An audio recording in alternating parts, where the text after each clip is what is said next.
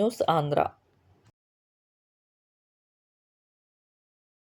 పట్టుకొని నిజాయితీగా రాసేవారు జర్నలిస్టు. జర్నలిస్టుల పేరుతో కొంతమంది, అందరూ కాదు, 500, 200కి కార్డు మేము విలేకరులమంటూ తాపీ పని చేసేవారు.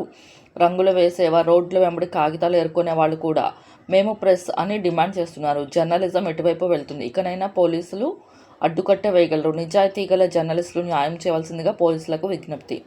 లేదా బానిస బతుకు బతుకుతున్నారా? కొంతమందికే వర్తిస్తుంది. వార్త రాయాలంటే క్వాలిటీ దమ్ముండాలి. నేను పలానా ఛానల్లో నేనే బ్రాండ్, నేనే తోపు అంటే కుదరదు. సమాజం ఎటువైపు వెళ్తుంది? జర్నలిస్టులంతా యూనియన్గా ఉన్నారా లేదా? ఎప్పుడు మార్పు వస్తుంది? నా మనసులో మెదిలిన ప్రశ్న. రిపోర్టర్ కంచర్ల వెంకటేశ్వరరావు. నేను ఏదైనా సూటిగా ప్రశ్నిస్తా.